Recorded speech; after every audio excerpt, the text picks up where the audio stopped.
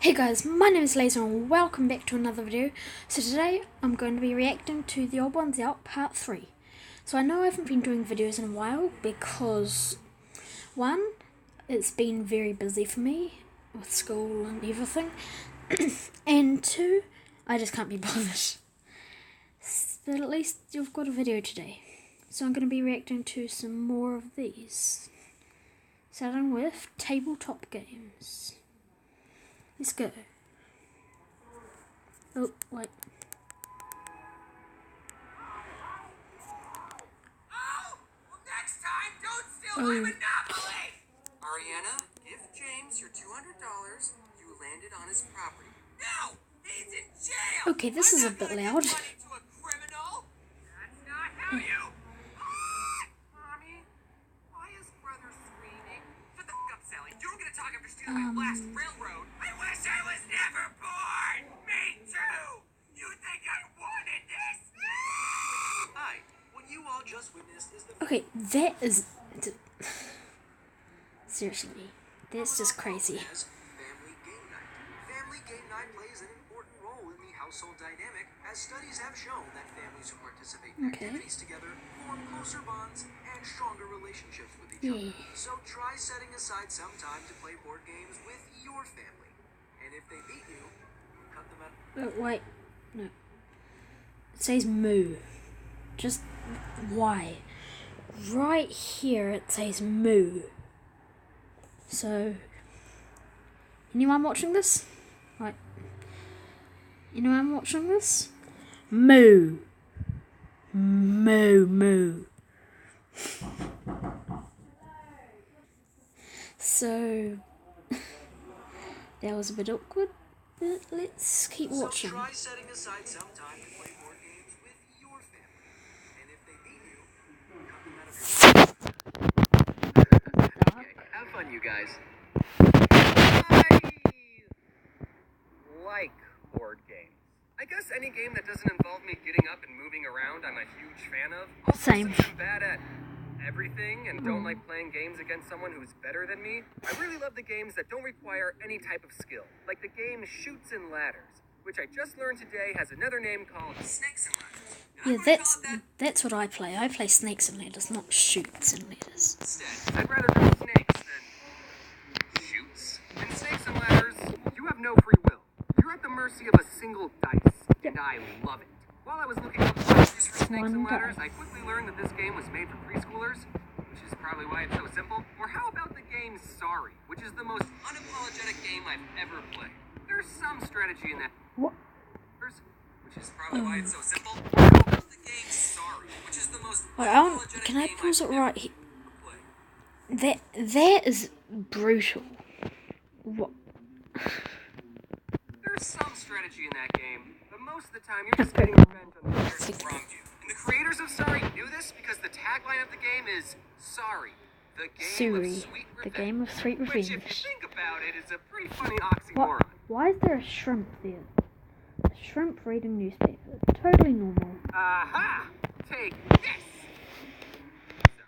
I know how to play chess, but like most things, I'm not very good at it. Unless I'm playing against someone under the age of 4, I don't want to play that game. Because it shows everyone how bad I am at planning ahead. That's a game that's 100% dangerous. strategy-based. It's like the IQ test Wait.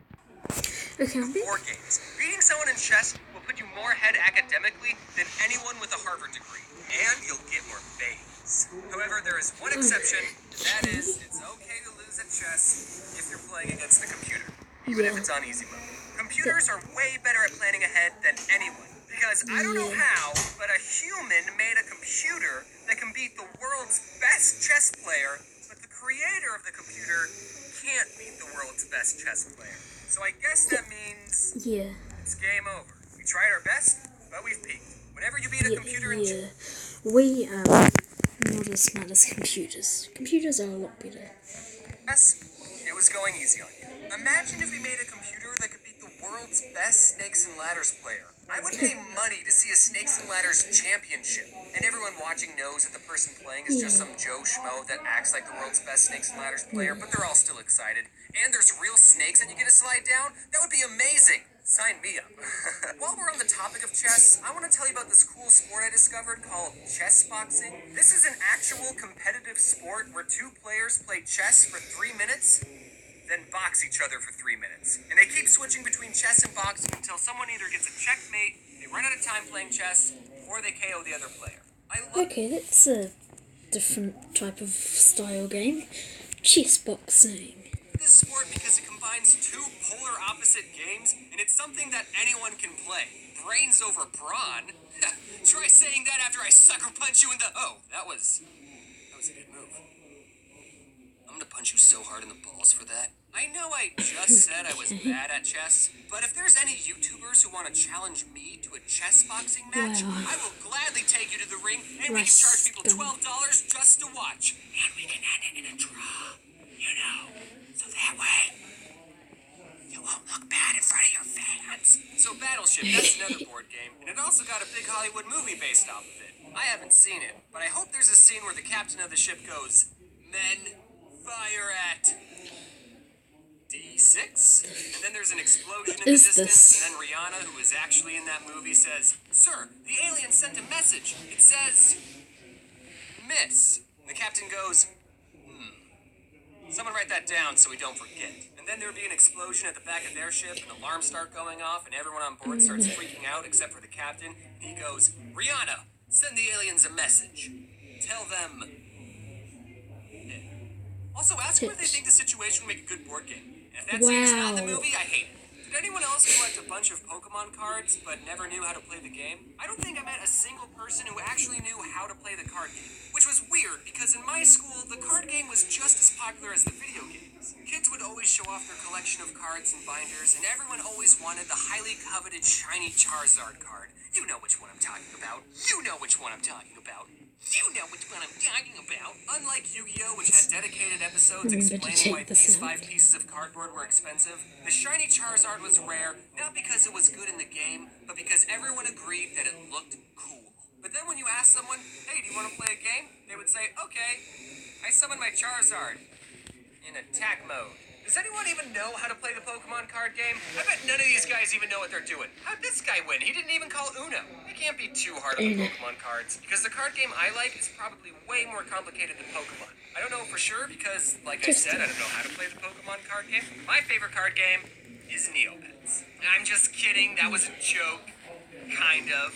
I did actually own a lot of Neopet cards. I don't remember exactly how to play. I do remember you have to get 21 points to win, which got me into playing blackjack. But it's okay that I don't remember how to play, because no one else is playing this game. I wanted to find some footage of a Neopet TGC championship, only to come to the disappointing realization that no Neopet championship exists, which is sad. So if there's any YouTubers watching who want to fight my Scorchio, square up. Okay, but for real, the card game I like the most is Magic the Gathering. And fun little factoid, all 3 card games I've mentioned were created by the same company, Wizards of the Coast. Hey, is that a Monopoly reference? I've been playing Magic since 2007, and back then the game was a lot more simple. Look at some of these more recent cards. First, see how many words are on them? And if we flip them over, they merge into an even bigger card. What? If you showed these cards to my 11-year-old self, I would have lost my marbles. My favorite thing about Magic is when Dick Garfield, was first creating the game in 1993, he didn't really have an accurate way of testing the cards to make sure they were all fair and balanced, and he ended up creating some of the most overpowered cards in Magic,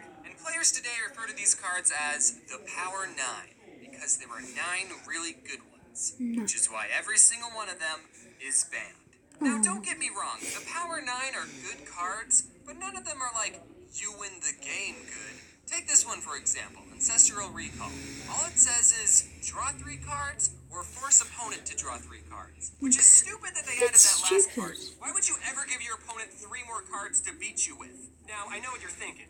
Wait, a slightly better Pot of Greed, which is a card that allows me to draw 2 new cards from my deck and place them into my hand, is one of the top 9 most powerful Magic cards? Yeah, Pot of Greed is banned too. Games play such an important role in childhood. And here's what they all teach us.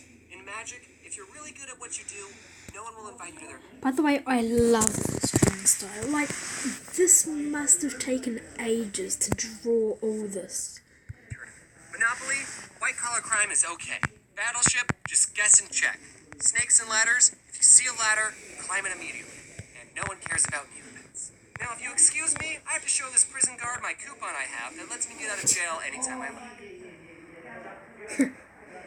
And when all is said and done, I thought to myself, what can I do to help strengthen this weekly tradition of family game night? So I decided to create my own game based off one of the most scarring events of my childhood. Many of you might recall the traumatic experience my sister and I had with Harry the Moth, and to help me cope, I decided to immortalize this memory by turning it into a card game. Introducing Can't Catch Harry. Wait, no. Look at this. This right here is amazing. No One's Out card game for moth lovers. Can't catch Harry. It just looks amazing. Baby, you're not supposed to eat the cards. Oh, wait, no. Why did I make it bigger? No. Okay, I'm failing. Harry. I let my Twitter followers decide on a name, and they went with this one. So good job, guys. Let's watch Here's the a sneak peek of some of the cards. I spent a lot of butterflies. time working on this game, and I know you're going to like it. We got a lot of recognizable characters like Mr. Poe, The poetry teacher, Mom, Satan, and Sue Witch Artist. We're launching the game on Kickstarter today, so check out the link in the description to get yourself a copy. We have different reward tiers like holographic cards, golden figurines, and even a custom-made card if you're into that. The reward tiers are only going to be available for 30 days, and given my upload schedule, I don't know if I'll be able to tell you that again, so... I'll post updates on my Twitter and Instagram. That's right, I got an Instagram. I'm trying to tell you that to follow me on Instagram. Thanks for watching, and that's how we're going to segue into the end card. Also, should I mention the streamies? Should I say, hey man, I'm at the stream, or not at the stream, I got nominated for streaming. Okay, so now we will watch the... I think we're gonna watch the latest one. Scary Month. Boys and girls, come hear my Obviously you greeting. didn't know I hope you who don't you plan on watched. sleeping. Tonight, for while you are dreaming, evil awakes, unearthed and creeping. There's things that thump, things that bite, things that go bump in the night. What are these things? You sit and ponder. Brace yourselves. We call them monsters. Seriously. What? He's going to tell us about monsters, but they're not going to be that scary. Silence, you dirty apparition! Don't you see the danger you are in? For what I speak is 100% real. Don't believe me? Just ask my pet eel. This guy is nuts. What? I'm not an apparition. I'm a ghoul. The first monster we'll see today is something that, likes to eat hay. First they champ, then they stamp, then... Okay, I can't speak in rhymes for the whole thing. I have a question for you guys. Are you familiar with the term furry? What? Well, after doing research on these monsters, I don't think furry is a new concept. Humans, for whatever reason, have always been obsessed with personifying animals. And who can blame them? Look how cute these guys are. Now, a lot of these monsters follow a similar pattern. So if you ever wanted to Frankenstein up a monster, all you have to do is take two already existing animals, one of them being preferably a human, and then you just gotta put them together. You all know about mermaids. One part sexy, the other half is just some lady. Well, do you know about this even scarier combination? It's called a hippocampus. Half hippo, half college. They say after 4 stressful years, he accumulates $100,000 of debt, and no one in his field is hiring. This is just... Oh, I'm just messing with you guys. Okay, but for real, a hippocampus is a half fish, half horse. Oh, like the Neopet. What? Yeah, Ethiopian. I had one when I was like 2. Used my Christmas paintbrush on it. You guys aren't scared of a literal seahorse? Well, how does it kill people? Like can it turn them into stone? No. But the Scandinavians have a version called the Kelpie that tricks humans into riding them, and then it drowns the humans. Probably should have started with that one. That's... okay, I guess. Alright, Edward, if a murderous horse doesn't put you on edge, then how about this? A monopod. Yeah, that's right, it looks just like a regular person, but it only has one leg. Whoa, are you calling amputees monsters? No, this amputee has one giant leg. And by the way, these guys date back all the way to 400 BC, way before the first amputee ever existed. Also, despite them only having one leg, they're supposedly very fast, so imagine this guy aggressively chasing you at midnight. Yeah, I'm sure you'd piss your pants too. What about this? A blenny. Again, looks like a regular person, but oh wait, where's its head? I don't see it anywhere. Oh, it's on its chest, like some kind of Okay, that's Pokemon. creepy. Come on, does this not terrify you? How would you give this guy a hug without suffocating him? My dad doesn't have a head. Also, he rides a horse, so this is all a pretty normal Tuesday for me. Alright, it's fine that you're not scared, because I've been saving the best monsters for last. Okay. Everyone, meet the Serpopard. It has the body of a lion, the head of a lion, but the neck of a snake. Ugh, it's so gross. Why would anything need that long of a Cute. neck? So it can talk That's to cute. giraffes? Imagine if it could retract its neck, and then you just think it's a normal old lion and say, hey, that's pretty scary, but at least it's 20 feet away from me, and then its head would just extend out of its body and then bite your head off. Speaking of snake-based creatures, what is the second most mischievous animal? Answer, the snake. Snakes represent Slytherin from Harry Potter, and those guys are always up to something, and snakes were responsible for the fall of man. But do you know what the #1 most mischievous animal is? Answer, the fox. He's been in a ton of fables. He's a master hustler. So the fox and the snake are two of the most mischievous animals. But what if they had a baby together? Well, take a look at this monster from Chile called the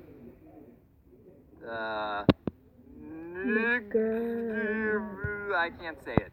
The Jirvulu, there we go. It's a half fox, half snake, and it has a claw for a tail, and it also creates whirlpools to drown people. Now this would be a really cool monster if it wasn't so terrifying. You know what? I got even more snake-based monsters to show you. Take a look at the Amphispina. Amphispina. That's what I right. It's a half snake, but the same half. It's a snake with 2 heads on both ends for double biting action. I think it would be cool if there was a creature that was the snake's tail on both sides. That'd be so useless. Oh wait, that's just an oversized worm. How would either one of them poop? Great question. I honestly don't know how a real snake poops. And the last snake-based monster I'm going to show you is called the Chelolita longicollis. That's its Latin name. Its real name is the snake-necked turtle. It's a lot like the Serpopard with its long neck, but instead a turtle. But I doubt you'll have to worry about these things. There's no way these abominations can be real. No, those are real. Huh? They're indigenous to Australia. I saw one at the zoo with my dad. There's no way these things can be real. No, they're definitely real. They're not But real. do you know what isn't real? All of us. None of us are real, James. Why do you think we all have the same voice? You're talking to yourself again. It's been 3 weeks since the accident. You need to snap out of it. What are you guys talking about? You're totally real. So, did I scare you? Huh? You guys scared? Hey, you! Knock it off in there. Thank you all for watching. Hey, Don't forget creepy. to keep on rocking.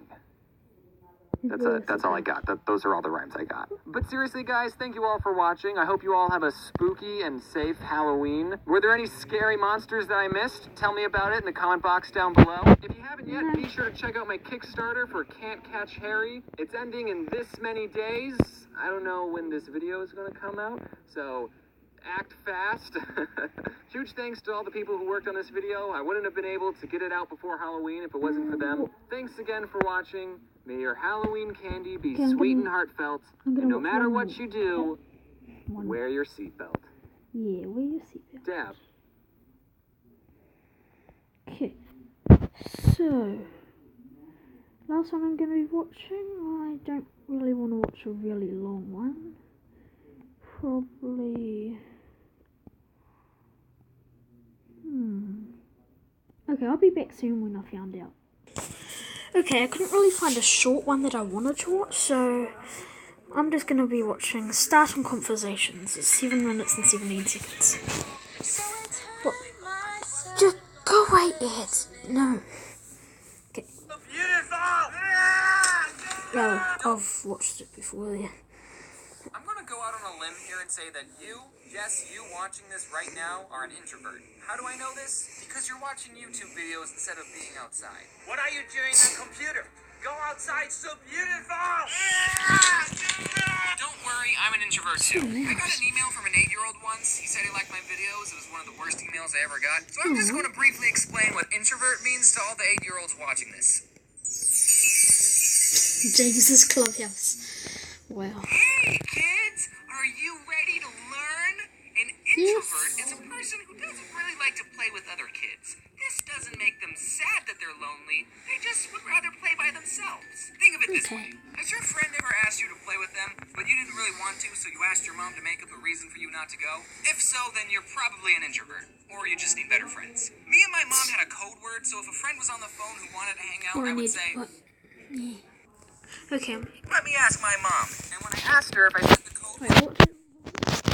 well, then you're probably an introvert. Or you just need better friends. Me and my mom had a code word, so if a friend was on the phone who wanted to hang out, I would say, let me ask my mom. And when I asked her if I said the code word, it meant, Mom, make up an excuse so I can't go. I'm not going to say the code word because I still plan on using it. I actually made a comic kind of similar to this. Tell me to clean something. And it's Clean the one of the fridge. most popular comics. Sorry, so but I can't hang out. My mum wants me to clean the liking fridge. it. Obviously, You're it'll the be best one of the mummy. most popular Wow. comics. I mean, look how great it is. Michael, the creator of Vsauce, hey Vsauce, Michael here, has this new YouTube Red show called My View. And as of right now, it's the best YouTube Red series. And in the first episode, Michael goes into an isolation room for 3 days. He has no technology. He's all by himself for 3 days. When I first saw this, I thought, hey, maybe I should try that. Yeah, 3 days of 3 nothing whole but your own days. thoughts. Just- I can think of comic ideas, I can write a book, and I don't even have to write any of these ideas down because everything I say is being recorded. This could be my next vacation. Also, speaking of YouTube Red, hey Susan, I heard you had a new spot open for a Red series. I have this great idea called the YouTuber Swap. It's like Wife Swap, but with YouTubers. Just hit me up if you're interested. Now, don't get the wrong idea that I'm someone who hates people. I don't. It's just if we're strangers, then I'd rather not talk to you. Unless you're a stranger who's a fan of my videos. Okay, we can talk about me all day. Bringing up a point from the last video, don't be afraid to talk to me. You know, every YouTuber is in a weird position with their fans because if you meet me, you already have a pretty good idea of who I am as a person.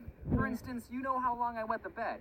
But for me, I have no clue how long you wet the bed. So, I've never wet the bed. what are we talking about? I'm okay with having a conversation with people, okay? It's just that I'm never the one who starts the conversation. But again, this doesn't apply to fans. I like to think that I'm decent with conversation, but I don't really know how good I am at it. I did fail public speaking. But on occasion, there are times when it's awkward not to talk to a stranger. One time in my college years, I got on an elevator to go to a class, and another person got on with me. I live a pretty crazy life, I know. And I did what anyone should do in that situation. I didn't say anything to the other person. But then when we got on our floor, you know how the elevator doors are supposed to open? Well, this time, it didn't. The doors didn't open. This is an introvert's worst nightmare, by the way. And it wasn't one of those elevators that you could fit a king-size bed into. This elevator was about the size of a red box. Is the door going to open? Seems like it should open by now. What do you do in that situation? You can't not talk to the person you're now You trapped smell with. nice. So, You what smell class are nice. you going to? Physics? Oh, that makes sense, because this is a science building. Enough time had passed where we started looking up the school's number to tell them that we were stuck, which is what you're supposed to do, right? There's not like a button on the elevator that you can press to call for help, right? But luckily, while we were doing that, for whatever reason, after a solid 2 minutes, the door decided to open. And just the wave of relief that went over me and this kid. Oh, I thought we'd be in there for hours. I hope I never see you again. Same. And that's why I'm never going in an elevator again. It's too risky. I think the problem I have is that I'm bad at starting conversations. Normally, if I'm talking to someone who I don't know, I'll ask, so, how was your day? But if your day was anything but good, I don't want to hear it. My dog died.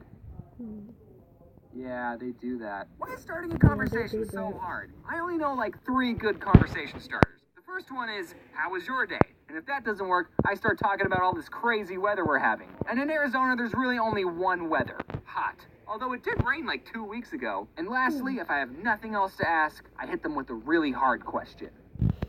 What color is your toothbrush? Mine's red. To start a conversation, sometimes people will ask, what's your favorite blank? I have nothing against these types of questions. I think it tells you a lot about the person you're talking to. But there's one form of this question that I really hate. And it's the question, what's your favorite candy bar? And I hate this question because my favorite candy bar, and I will stick by my answer no matter what you think, is M&M's. It's not a candy bar. Ow! What an astute observation! I'm a very simple... It's not a candy bar, but it is. It's I don't know. It's yummy. Man, alright? I like my chocolate pure. Sometimes when people ask this, I think, I should just say Twix. People won't get mad No, if I don't say say Twix. Twix. But then I remember, screw Twix. I like M&M's. But James, why don't you just say Hershey's bar? Because Hershey's makes a mess on your hands, and they don't come in convenient bite-sized pieces, while M&M's hard outer shell improves their overall texture. Why am I even having this argument? I had a friend tell me, well, James, I really like Smarties, but I know they're not a bar, so I don't say they're my favorite candy bar. First of all, dude, Smarties? Really? That's your favorite candy? And second of all, the person asking the question obviously doesn't care what my answer is. Why are you asking such a specific question? You're excluding so much other candy. Candy bars are exclusively chocolate. What if my favorite candy isn't chocolate? What if it's Smarties? Oh, did you guys see what I just did there? I was talking about M&M's for like a whole minute. I was having a conversation, all because I was arguing why M&M's are my favorite candy bar. So that's it. That's how you talk to people. You disagree with everything they say and then argue about it. So everyone watching, argue about your favorite candy bar down in the comments. Here's some fun little Wait, odd ones did out anyone do trivia. that? I record the audio for these end cards last. Also, you might notice some Caterpillar fan art, and if you don't get that reference, then you should probably follow me on Twitter. My favorite. Okay, it's not that toothbrush much of a is actually reference. I just drew this picture of a caterpillar and I posted it on Twitter. I don't know if you could tell, but I'm a little sick right now. I wanted to finish this video and post it yesterday, but then I thought, I'm sick. If you I guys can enjoyed take this sick video, days, please so my be sure- crappy immune system delayed this video. Sure. If you guys enjoyed this video, please be sure to leave it a big thumbs up and subscribe if you're new, and I'll see you guys next time.